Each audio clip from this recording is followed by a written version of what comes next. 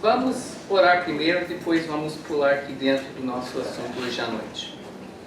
Senhor Deus, eu te agradeço, Pai, por nos ter dado esse momento de poder estar aqui novamente, Pai, com essa família tão querida, tão amada. Então, não queremos ser negligentes de publicamente te agradecer, Pai, porque o Senhor é bom, o Senhor gosta de dar presentes para teus filhos. Então, quando o Senhor dá, nós devemos te dar graças por isso. Então, eu quero te agradecer porque o Senhor sabe o quanto que nós amamos essa igreja, quantos esses irmãos, o espaço que eles ocupam em nossos corações. Então, estar aqui novamente, Pai, é uma grande alegria para eu e Adão também. Então, quero te agradecer por isso. Também pelos momentos que podemos passar juntos na Tua Palavra. Pai, eu peço que o Senhor possa falar aos nossos corações usando o Teu Espírito, usando as Tuas Escrituras, Pai, para nos ensinar. Que Teu Espírito possa encontrar em nós, Pai, uma abertura, corações abertos, corações dispostos. Não simplesmente para sentar e ouvir, mas mesmo antes da mensagem, de dizer para Ti, Senhor, não importa o que o Senhor fala hoje à noite, eu quero agir em cima disso. Quero ser obediente, como Mateus 7:24 diz, escutar e guardar, e fazer, e praticar a Tua Palavra. Então ajuda-nos, Pai, a ser praticantes da Tua Palavra, porque isso Te agrada, porque através disso que o Senhor transforma as nossas vidas também. Então Te agradecemos, Pai, por tudo que o Senhor vai nos dar hoje à noite, através da Bíblia, também da confraternização depois. Em nome do Senhor Jesus que nós oramos. Amém. Então, nós estamos vivendo em dias de ansiedade global. Os irmãos concordam comigo? Então, se não é coronavírus, que já está um pouco passando, né? Temos guerras por aí, que no outro lado do mundo, mas que está deixando o mundo todo desequilibrado. E a gente não sabe se vai espalhar aquilo, se vai envolver mais nações, se o mundo todo vai ficar de um lado ou de outro, né? Tem a inflação, né? Os preços estão subindo. Deve estar subindo por aqui também. Lá, só um mês subiu 8%. Uma coisa muito... a gente não tinha visto isso em 40 anos lá. De um mês, tudo subir 8%. E eu acredito que está acontecendo aqui também. Então, muita gente ansioso. E nós também podemos sentir essa confusão, essa pressão em que o mundo que nós vivemos pode criar em nós também uma ansiedade, né? Isso no modo global, né? E só em nossas vidas, né? Tirando tudo isso, cada um de nós tem nossos problemas pessoais que geram ansiedade, né? Interna. Eu não preciso de uma guerra lá na Rússia e Ucrânia para criar ansiedade em mim. Eu mesmo tenho as minhas próprias maneiras de criar. Tenho as próprias pressões na minha vida, né? Em que se eu não ajo corretamente, gera ansiedade em mim. Então, o que a gente deve fazer, né? Quando somos confrontados com essa ansiedade, quando estamos confrontados com uma situação desesperadora, né? Essa palavra não estou correta, né? Mas tudo bem. Nós devemos buscar encorajamento no Senhor, né? E é exatamente isso que Davi fazia ao longo da sua vida cheia de provações. Eu quero examinar um momento na vida dele, que daqui a pouco a gente vai ler em 1 Samuel, capítulo 30, se você já quer abrir ali. Eu vou dar um pouco de pano de fundo aqui. Os irmãos sabem que Davi, depois de ser ungido rei, né, escolhido rei de Israel, o rei Saul não gostou, né? Por algum tempo gostava dele, mas aí começou a se sentir ameaçado por esse jovem soldado que tinha muito mais sucesso e virou mais popular do que o próprio rei, né? Então aí a gente tem um monte de perseguições em que o Saul ele vai atrás de Davi querendo matá-lo. Então nesse episódio, o Davi e seus guerreiros haviam fugido para a terra dos filisteus. Imagine isso, né? Os filisteus são amigos ou inimigos de Israel? Tanto que o mais famoso filisteu é quem? Golias. E quem matou Golias? Davi. Então, pensa nisso. Davi matou o mais famoso filisteu e Davi e seus guerreiros estão fugindo para onde? O país dos filisteus. Não faz sentido, né? E ali, Davi fingia ser amigo deles, né? Não, eu sou seu amigo, vou guerrear contra Saul, contra os israelitas, né? Pode ter certeza que Davi não buscou a vontade de Deus nisso, ele simplesmente decidiu sozinho fazer e fez. Você pode ler isso em 1 Samuel 27:1. Você não vê nenhuma consulta de Davi sobre a vontade de Deus nisso. Ele estava confrontado com uma situação, sentiu ameaçado, sentiu ansiedade, foi, se mandou, levando sua turma com ele. Agora, o rei ali de Gate, e a história fica mais irônica ainda, porque Gate é a cidade natal de quem? Golias. Então, Davi está fugindo para a cidade onde o filisteu que ele matou morava. Ele conseguiu convencer o rei, o nome dele é Aquis, acreditar que ele era amigo mesmo dele. Mas os outros príncipes filisteus eles ficaram desconfiados, né? Depois de tantos anos de Davi matando o filisteu, será que de um momento para outro ele é nosso amigo mesmo? Então eles ficaram assim, de olho, né, em Davi. E eles iriam junto com os soldados filisteus numa grande batalha com Israel. Mas os príncipes dos filisteus, os outros príncipes, convenceram o rei, não, a gente não quer Davi essa vez conosco, deixa ele aqui.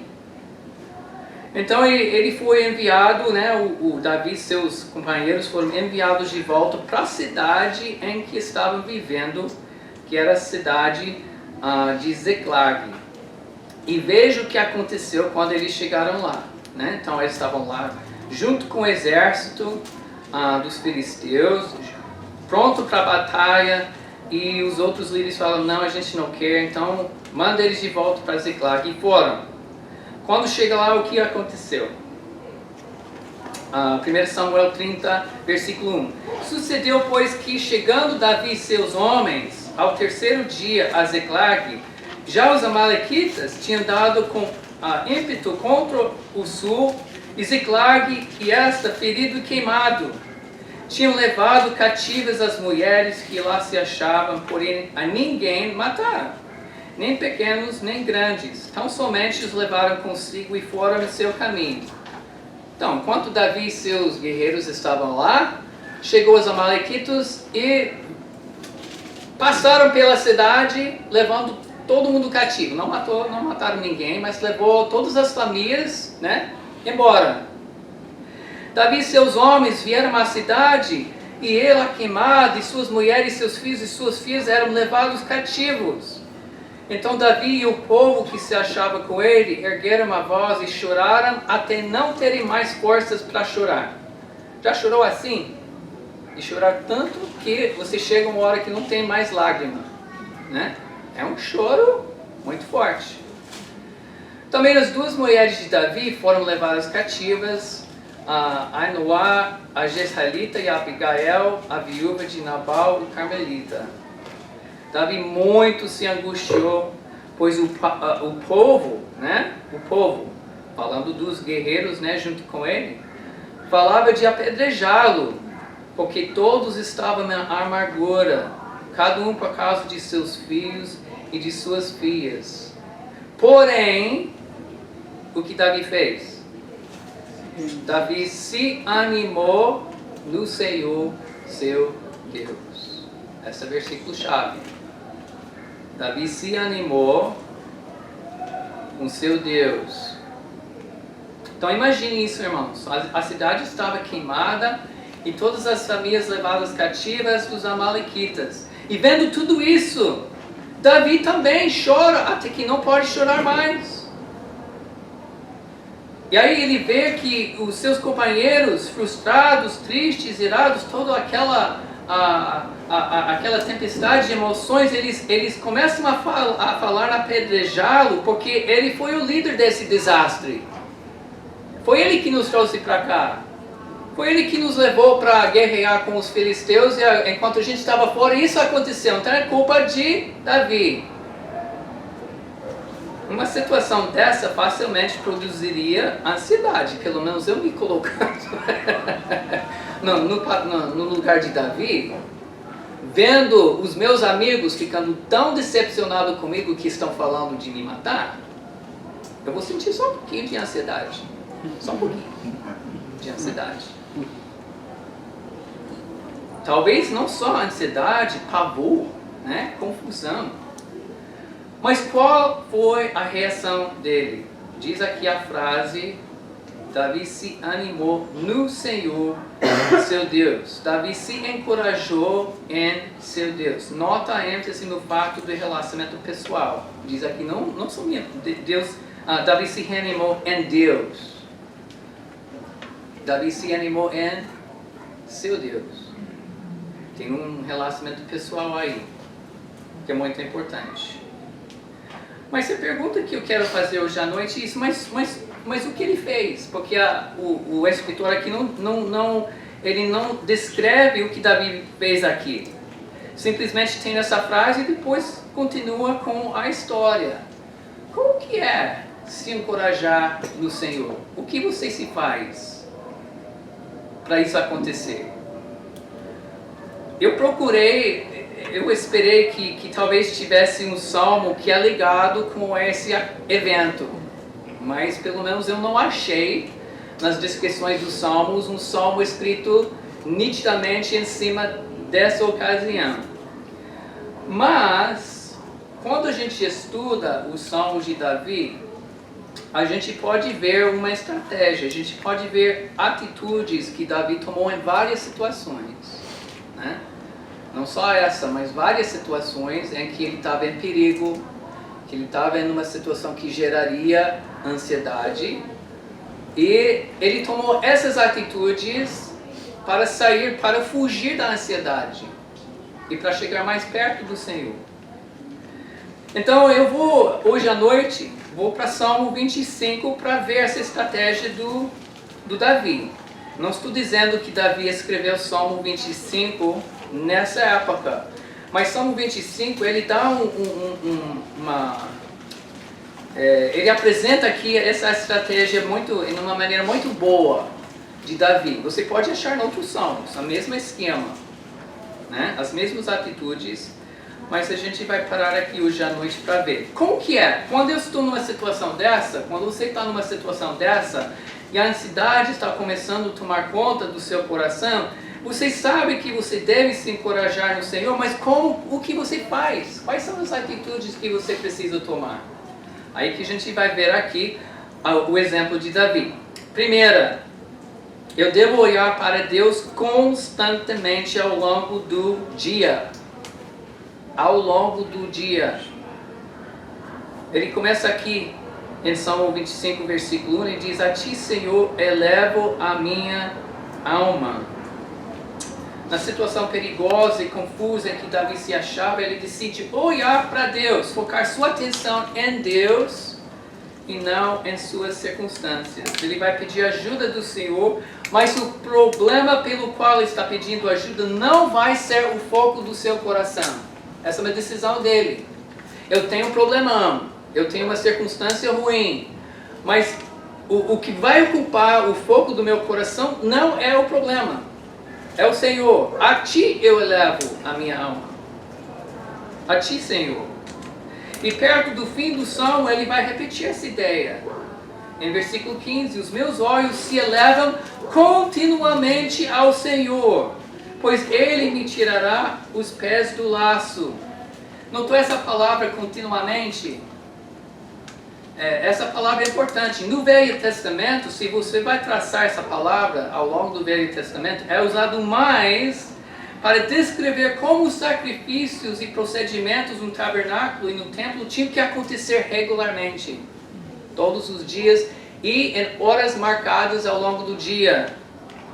Por exemplo, em Êxodo 29 e 38, isto é que oferecerá sobre o altar 2 cordeiros de 1 ano, cada dia, continuamente, constantemente. Então a palavra tem essa ideia de não só uma vez, não só de vez em quando, mas uma regularidade. Então, nossos olhos físicos estão sempre olhando para lá, para cá, né? Mesmo quando você fica aqui, você nem nota para onde os seus olhos vão olhando, né? Olhando para lá, para cá, dentro dessa pessoa, aquela outra pessoa, né? Se não cuidarmos, os olhos do coração vão fazer a mesma coisa numa situação. Vão ficar olhando para lá, para cá, nos várias facetas do nosso problema. Mas nós temos que seguir o exemplo de Davi e continuamente fazer o foco dos nossos corações, o foco dos nossos pensamentos, de volta para Deus. Por isso não quer dizer que a gente não vai refletir sobre o problema, porque temos que trazer soluções, né? Temos que pensar sobre aquilo. Mas aquilo não vai encher a minha cabeça de tal forma que Deus não está lá mais, né? A ideia aqui que eu vou focar o meu coração em Deus e junto com Ele eu vou examinar o problema. Junto com Deus eu vou ver a circunstância e como eu devo agir dentro dele, né? Dentro daquela circunstância. Querendo entender o que Ele quer fazer através de tudo isso, o que Ele quer me ensinar, né? Porque eu entendo o quê? Se eu estou passando por uma dificuldade, se eu estou passando uma prova, é porque Deus permitiu, né? Ele tem seus propósitos dentro daquilo. Então eu preciso focar em Deus, por quê? Porque Ele quer fazer alguma coisa em mim através dessa tempestade. Não é por acaso. Então é muito importante que a gente tenha essa atitude, que eu devo fazer de Deus o alvo, né, o foco do meu coração. Uma outra atitude importante é de fazer de Deus o alvo da minha confiança. Fazer de Deus o alvo da minha confiança. Veja versículo 2. Deus meu, em Ti confio. Não seja eu envergonhado, nem exultem sobre mim os meus inimigos. E lá no versículo 20, ele vai repetir essa ideia novamente. Guarda minha alma e livra-me, não seja eu envergonhado, pois em Ti me refugio. Né? A minha confiança está em Ti. Irmãos, Davi era ou não era um homem forte e inteligente? Sim. Ele era um soldado profissional. Essa não é a primeira vez que ele encara situações complicadas, né? Nessa altura ele já tem visto um monte de coisa. Ele é uma pessoa que bem poderia, por conta própria, achar uma solução, né? Mas ele entendeu que o alvo básico da sua confiança tinha que ser Deus, né? Deus meu, em Ti confio. Tenho essa situação, me ajuda, eu não vou depender de mim e minha esperteza, né? Saul estava o caçando continuamente e Davi tomou decisões por conta própria. Não esquece disso, né? A situação que estamos estudando, Davi está nessa situação por quê? Porque ele fez decisões por conta própria. Ele não tinha que estar lá na terra dos filisteus, na terra dos inimigos, né? Foi justamente porque ele confiou em si mesmo que ele caiu lá, né? Deus não havia prometido para ele que reinaria sobre Israel no lugar de Saul. Então é impossível, mesmo se Davi ficasse parado em Jerusalém, é impossível que Saul matasse. É impossível. Por quê? Porque Deus prometeu, Deus disse, você vai ser o próximo. Então, evidentemente, Davi esqueceu disso. Né? Naquele momento, Davi não meditou nas promessas do Senhor e simplesmente foi tomando decisões, confiando em si mesmo. Coisa que a gente faz também. Não vamos ficar só apontando o dedo para Davi, né? A gente faz isso. Surge um problema, surge uma pergunta, uma situação, e em vez de ir para Deus em oração, em vez de abrir nossas Bíblias, a gente vai no Google ou no YouTube, né? Ah não, ali eu vou achar a solução. Vou ligar para minha amiga, meu amigo, né? Ou simplesmente vou me consultar. E eu tomo a decisão por minha conta e dá o que dá. Dá o que dá. A mensagem nítida, tanto do Velho como do Novo Testamento, é isso. O justo viverá pela fé. Não vai viver confiando no que vê, mas confiando naquele que não vê ainda. Um dia nós vamos vê-lo, né? Mas por enquanto nós vivemos confiando naquilo que nós não vemos. Então, quando nós sentimos confusos, abalados, ansiosos, é de importância fundamental que nos refugiamos em nosso Deus, confiamos nele e decidimos que ele vai ser a fonte de orientação na situação. Não vou deixar mais alguma outra fonte ser mais importante. Não é que não vou ligar para amigos pastores, outros irmãos em Cristo, ou consultar coisas que podem me ajudar. Mas quem vai dirigir a minha resposta mesmo é Deus, e o que ele diz aqui na palavra dele. Não vamos deixar o mundo, nem os nossos corações enganosos ditar para nós o que vamos fazer. Vamos confiar em nosso Deus para tudo o que precisamos na situação. Então, ele tem que ser, eu devo tomar essa atitude. Devo fazer de Deus o alvo da minha confiança. Ele é o alvo da minha confiança. Terceira atitude. Eu devo desejar e pedir a direção de Deus. Olha aqui o que Davi faz. Versículo 3. Com efeito dos que em ti esperam, ninguém será envergonhado. Envergonhados serão os que sem causa procedem traiçoeiramente. Faze-me, Senhor, conhecer os teus caminhos. Ensina-me as tuas veredas. Guia-me na tua verdade. Ensina-me, pois tu és o Deus da minha salvação, em quem eu espero todo o dia. Muitas vezes, né, nós buscamos a Deus pedindo a bênção dele no curso de vida que nós escolhemos, né? Eu quero fazer isso, eu quero que Deus me abençoe, né? Eu já tenho feito o plano que o Deus que carimba, né? Está aprovado, muito bem pensado, filho. Poxa, que legal, vou te dar os recursos, vai na frente. Não é isso que a gente faz muitas vezes. E como Deus tira essa mania de nós? Ele nos bota dentro de circunstâncias fora do nosso controle, né? Situações desconfortáveis, para nos encorajar a buscar a vontade dele. De chegar ao ponto que Davi aqui fala, ele repete 4 vezes o seu desejo de ter a direção de Deus. Faze-me conhecer, ensina-me, guia-me, ensina-me de novo. Senhor, eu quero saber o teu caminho nisso. Não o caminho de Davi, não a esperteza minha, mas o Senhor quer de mim nisso. A palavra conhecer aqui significa mais do que saber mentalmente, é conhecer por experiência. Então Davi não está querendo aqui uma teoria, ele quer prática, ele quer uma coisa extremamente prática. Senhor, me mostra o caminho, me mostra o que o Senhor quer que eu faça nessa situação.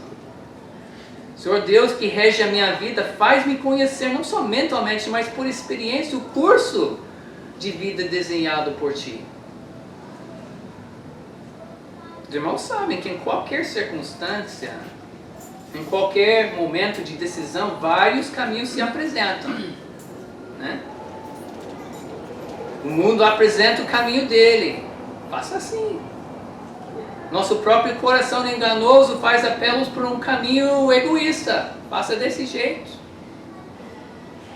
E nós temos que ter o desejo profundo de querer o caminho de Deus. O caminho de Deus. E onde vamos achar esse caminho descrito? Aqui. Deus não esconde a tua vontade. Aqui na palavra de Deus não faz sentido, irmãos, pedir direção de Deus sem abrir a sua Bíblia. Porque é aqui que nós encontramos com Ele e é aqui que Ele nos mostra o curso de vida que devemos seguir. Né? Salmo 119, 35 diz: guia-me pela vereda dos teus mandamentos, pois nela me comprazo. Tenho prazer de acampar aqui na palavra de Deus, porque aqui eu acho os caminhos de Deus. Muitas vezes nós não conhecemos o caminho porque não estamos na palavra. É simplesmente isso.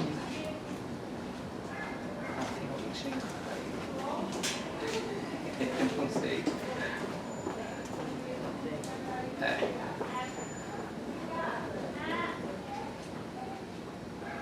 Uma quarta atitude.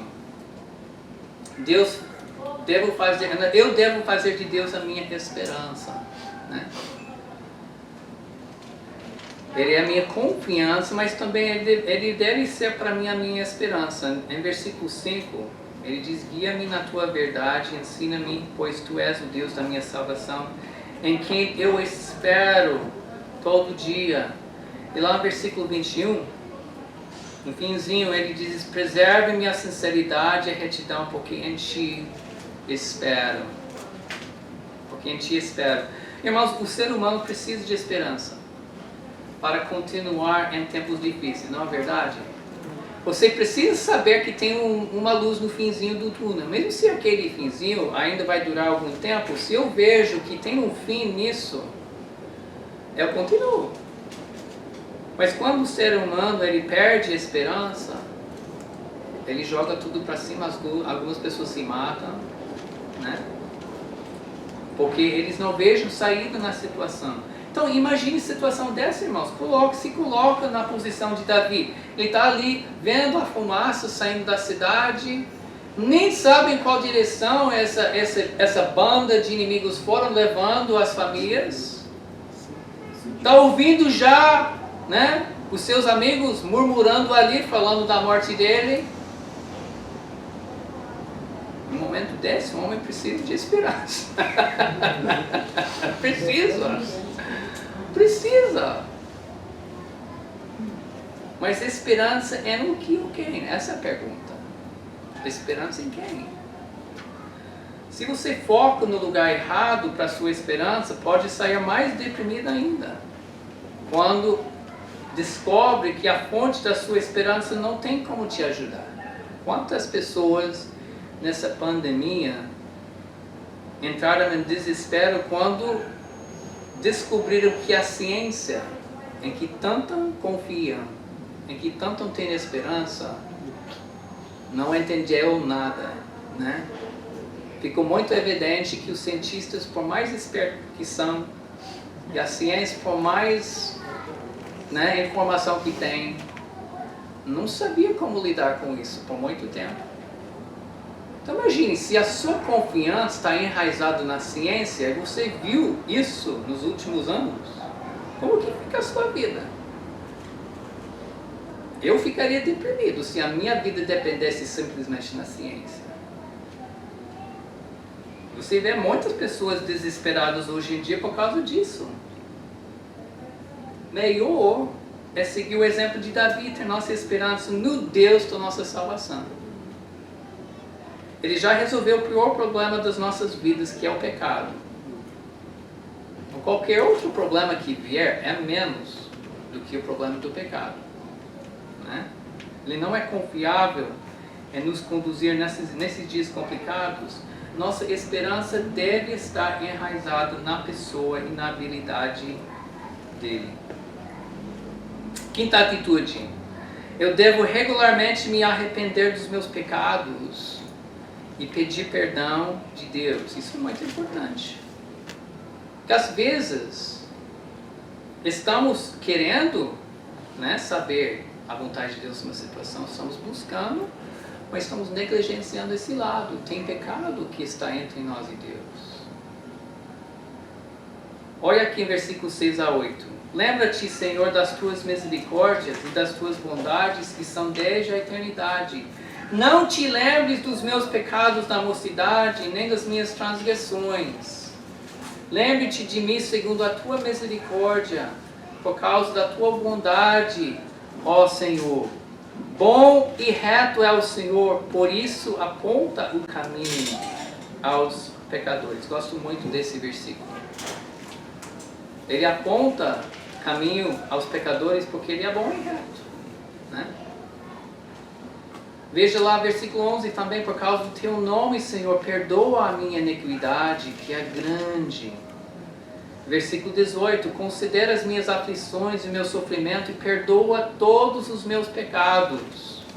Irmãos, esse é um salmo curto e 3 vezes nesse salmo curto Davi fala sobre o pecado dele, pedindo a Deus que o perdoe, que demonstra misericórdia em vez de juízo.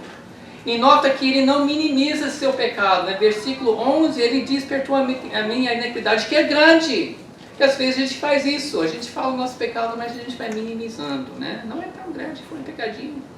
Davi não faz isso. Ele reconhece o pecado e o tamanho do estrago do pecado na vida dele, e ele pede perdão. Então, um passo importantíssimo em gozar encorajamento no Senhor em circunstâncias complicadas é tratar com Ele os nossos pecados.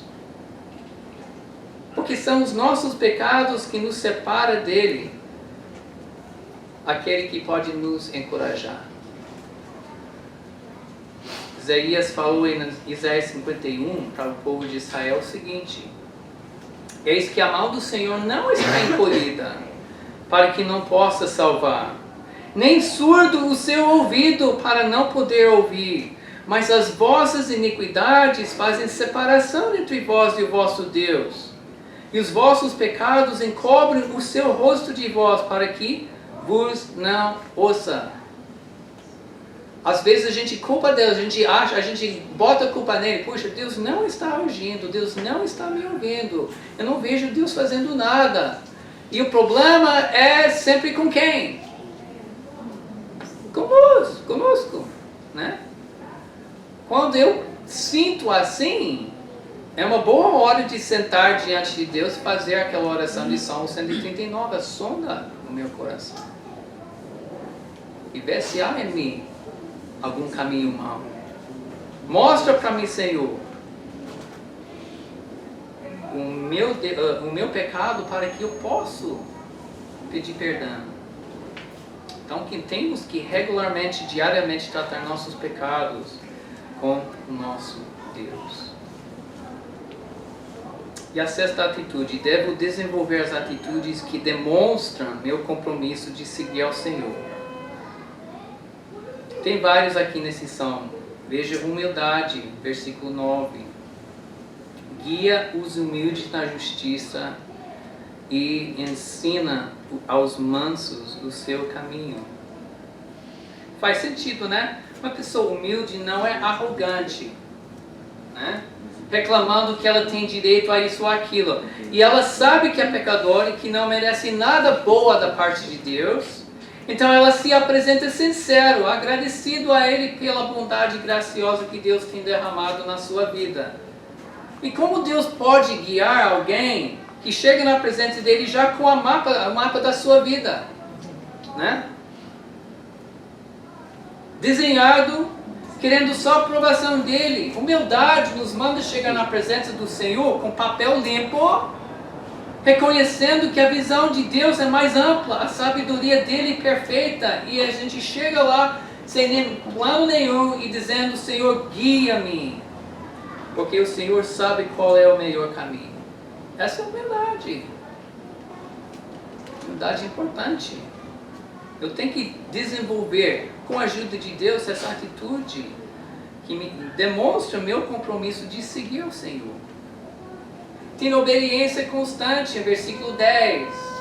Todas as veredas do Senhor são misericórdia e verdade para os que guardam a sua aliança e seus testemunhos.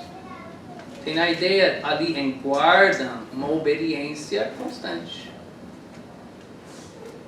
Uma pessoa humilde não briga com Deus sobre a direção que Ele dá, né? Chega na presença de Deus, Senhor, qual é a direção? Deus dá, e a gente quer discutir. Ah, Senhor, mesmo? É isso mesmo? Será que não tem uma outra ideia? A pessoa humilde não briga com Deus sobre a direção que Ele dá. Ele entende que Deus sabe muito melhor do que ela qual é o melhor caminho. Então essa pessoa simplesmente se foca em obedecer, em seguir. Uma vez que Deus deixa a sua vontade clara, ela se esforça a seguir sem reclamação. Como podemos receber encorajamento do nosso Deus se estamos vivendo em desobediência a Ele? Precisamos seguir de perto, vivendo na sombra dEle, submetendo nossas vontades à vontade perfeita dEle. Uma atitude que nós precisamos tomar. E tem o temor do Senhor também aqui em versículo 12. Ao homem que teme ao Senhor, Ele instruirá no caminho que deve escolher. O homem que teme ao Senhor será dirigido por Ele. Isso faz sentido, porque aqueles que não vivem reverentemente diante do Senhor pensam arrogantemente que podem encontrar o caminho certo por conta própria. Né? O homem que teme ao Senhor entende que Deus é infinito e que Ele é finito. Ele entende que Deus é onisciente e Ele tem conhecimento muito limitado. Ele entende que Deus é bom e só faz o bem aos seus servos. Então ele se coloca em reverente adoração diante do Senhor e Deus tem prazer de instruir esse homem no caminho certo. Então, irmãos, o que nós notamos em tudo isso é que a chave fundamental de nos encorajar no Senhor, de focar os nossos olhos, os olhos dos nossos corações em Deus e não em nossas circunstâncias. Temos que elevar os nossos olhos a Ele o dia todo. Temos que confiar nele. Temos que pedir a direção dEle. Temos que tratar nossos pecados para manter a comunicação, a comunhão com Ele. Temos que andar com as atitudes que nos trazem mais próximos a Ele. Então as nossas vidas devem girar em volta de Deus. Esse é o segredo de tranquilidade, de alegria, de ânimo, mesmo no meio de circunstâncias difíceis. As nossas vidas têm que concordar, né, com a primeira frase, né, desse salmo: a Ti, Senhor, eleva a minha alma, Deus meu, em Ti confio. Vamos orar.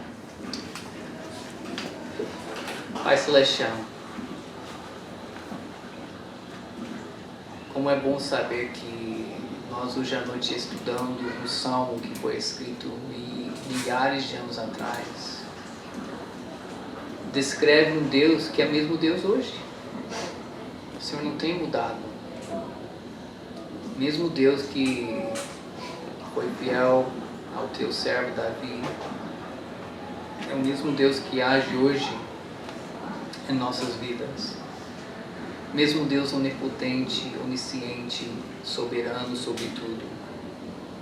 Então, Senhor, nesses dias complicados, nesses dias que facilmente sentimos ansiedade, se é lá de fora ou mesmo nas nossas próprias vidas particulares, Pai, ajuda-nos a agir como Davi e outros salmistas e outros personagens na palavra de Deus.